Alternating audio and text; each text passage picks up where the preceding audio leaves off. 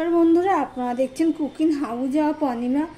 এখানে আমি একটা বাটিতে নিয়ে নিয়েছি মাছ, দেখতেই পাচ্ছ। এগুলো শিং মাছ। যারা জানো তো জানো, যারা অনেকে হয়তো চেনো না। এই শিং মাছগুলো আমি একটা পাতলা ঝোল করব, গরমের উপযোগী। তার জন্য দেখো, সবার প্রথমে আমি হলুদ দিয়ে দিলাম নুন।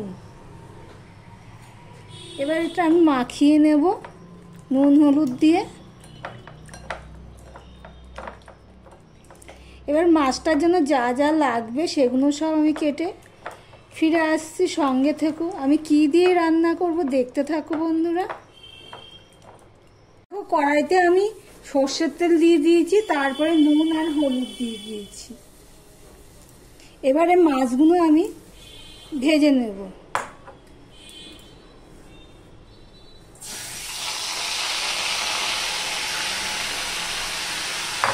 মাছগুলো বেশি ভাজবো না, এটা শিঙি মাছ, বেশি ভাজলে ভালো লাগবে না, হালকা করেই ভেজে নেব।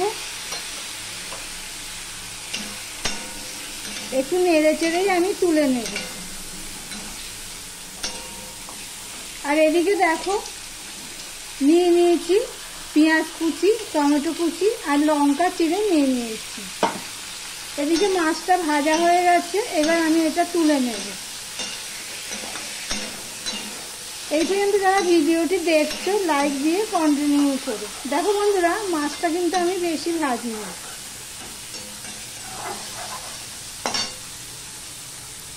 আমি কিন্তু অল্প তেলেই মাছটা ভেজেছি। এবার আমি আরেকটু সর্ষের তেল দিয়ে দিলাম। এই রান্নাটা সর্ষের তেলেই করব। এবার মাছে আমি সবজি দিয়ে করব, পাতলা ঝোল করব সবজি দিয়ে। তার জন্য আমি দেখো বেগুন কেটে নিয়েছি আর আলু কেটে নিয়েছি। বেগুনগুলো আমি ভেজে নেব।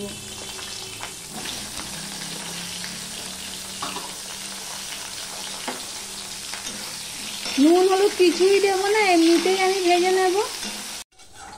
বেগুনগুলো ভাজা হয়ে গেলে আমি তুলে নিলাম। দেখো, বেশি লাল লাল করে ভাজিনি। যেই পাত্রে আমি মাছ ভেজে রেখেছি সেই পাত্রেই বেগুনটা আমি তুলে নিলাম। এখানে যা তেল আছে এই তেলেই রান্নাটা করব। এই মাছে বেশি তেল লাগে না, আর যেহেতু গরমের রান্না সেই জন্য তেলটা আমি কমেই দিলাম। এবারে দেখো, আমি কালো জিরে ফোড়নে দিয়ে দিলাম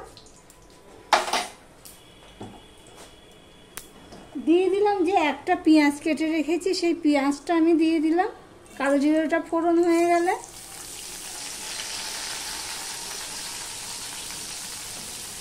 দিয়ে দিলাম লঙ্কা, 3টে চেলা করে রেখেছিলাম, সেই 3টে লঙ্কা দিয়ে দিলাম।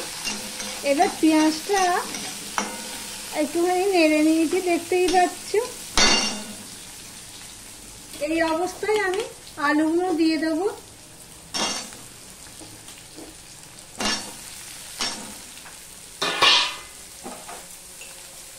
দিয়ে দিলাম নুন, আলুটা তাড়াতাড়ি হয়ে যাবে। দিয়ে দিলাম হলুদ। এবার সম্পূর্ণটা আমি মিশিয়ে নেব, ভালো করে মিশিয়ে নেব। মিশিয়ে নিয়ে আলু, পেঁয়াজ, হলুদ সব মিশিয়ে নিয়েছি, দেখতেই পাচ্ছ। এবার এটা আমি ভাজতে দেব, ঢাকা দিয়েই ভেজে নেব। দেখো বন্ধুরা, আলুটা ভাজা হয়ে গেছে, পেঁয়াজটাও লাল লাল হয়ে ভাজা হয়ে গেছে। এবার আমি আদা দিয়ে দিলাম 1/2 চামচের মতো। এখানে বেশি আদা লাগবে না, যেহেতু জিওল মাছ সেই জন্য। আর এখানে যে একটা টমেটো কুচি করে রেখেছিলাম, সেই টমেটোটাও দিয়ে দিলাম। এই পর্যন্ত যারা ভিডিওটি দেখছো, লাইক দাওনি, চট করে একটা লাইক দিয়ে কন্টিনিউ করো বন্ধুরা। এবার সম্পূর্ণটা আমি মিশিয়ে নিয়ে একটু ভেজে নেব। আর আমার ভিডিওটি যদি ভালো লেগে থাকে, প্লিজ লাইক কমেন্ট শেয়ার করে দিও। আর যারা নতুন বন্ধু ভিডিওটি দেখছে, সাবস্ক্রাইব করোনি, তাদেরকে অনুরোধ করছি সাবস্ক্রাইব করে পাশে থাকার জন্য। আর বেল অপশানটা প্রেস করে দিও, তাহলে সবার আগে আমি যে ভিডিওগুলো ছাড়বো পৌঁছে যাবে তোমাদের কাছে। এমনি সম্পূর্ণটা মিশিয়ে নিয়েছি। মিশিয়ে নিয়ে আমি এটা একটুখানি হতে দেবো, যতক্ষণ না কাঁচা গন্ধ চলে যায় আর টমেটোটা নরম হয়, ততক্ষণ পর্যন্তই আমি কষিয়ে নেব।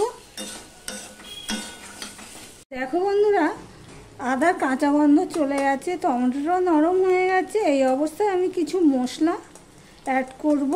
তার জন্য দেখো আমি হাফ চামচের মতন ঝাল লঙ্কার গুঁড়ো দিলাম। তোমরা না চাইলেও কাঁচা লঙ্কা দিয়েও করতে পারো। 1 চামচ দিয়ে দিলাম জিরের গুঁড়ো, 1 চামচ দিয়ে দিলাম ধনের গুঁড়ো, আর হাফ চামচ আমি হলুদের গুঁড়ো দিয়ে দিলাম। মশলাটা কষানোর জন্য আমি একটুখানি জল দিয়ে দিলাম। এবার মশলাটা আমি ভালো করে কষিয়ে নেব। যতক্ষণ আমি মশলা দিচ্ছিলাম তখন কিন্তু গ্যাসের ফ্লেমটা একদম ছোট করে দিয়েছিলাম। দেখো বন্ধুরা, সম্পূর্ণটা জল দিয়ে মিশিয়ে নিয়েছি। নিয়ে এবার আমি ভালো করে কষিয়ে নেব। দেখো মশলাটা কষানো হয়ে গেছে। এবার আমি দিয়ে দিচ্ছি জল। যেহেতু এটা ঝোল করব, আর এই মাছের ঝোলটাই ভালো লাগে, আর এই মাছের ঝোল খুব উপকারী, পাতলা ঝোলেই করছি।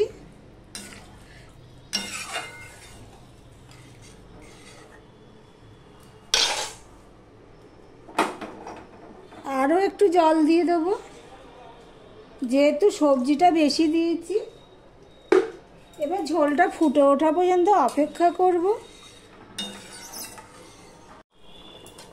দেখো ঝোলটা ফুটে গেছে, প্রায় 1 মিনিটের মতো আমি ফুটিয়ে নিয়েছি। এবারে যে ভেজে রাখা মাছগুলো আছে সেগুলো আমি দিয়ে দিচ্ছি।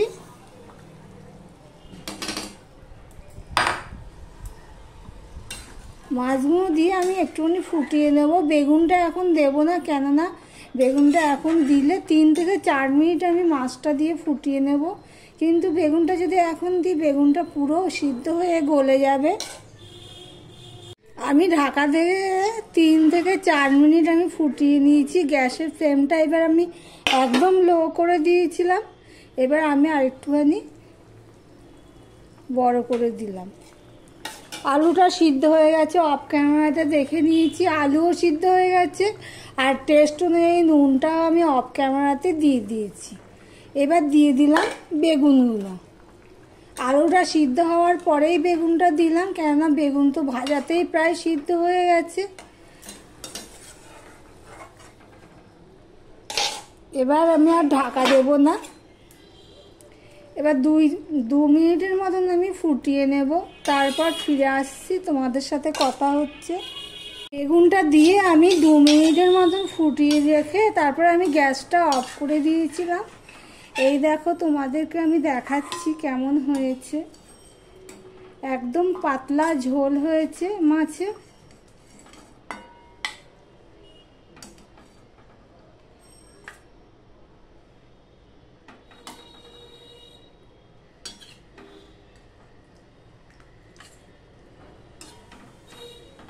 এইভাবে তোমরা একবার খেয়ে দেখতে পারো, গরমের উপযোগী একটা রেসিপি।